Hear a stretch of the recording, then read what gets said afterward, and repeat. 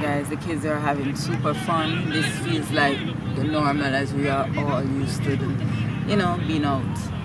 But as you can see, we're at the park. I don't remember what the name of this park is. Yeah. But I'll tell you later on when I do remember. But as I said, it's nice, and I feel overjoyed. To be honest, I'm not pretending. I really feel overjoyed. My son he's the first time he has been on the slide, on the swings, because we get overprotective. And today he did it like he was always been doing it before, and that's not the case. So my daughter, she's having fun. These are what I like about being a kid. I've been doing outdoor stuff. We, too much games and get caught up in the internet. Get caught up in your house. Yeah, get caught up in the internet. Yeah. That's overwhelming.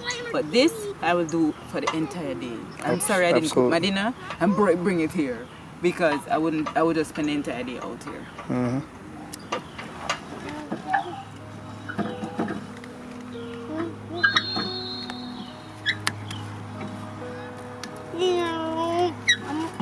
I'm up here in a Lamborghini and a cup.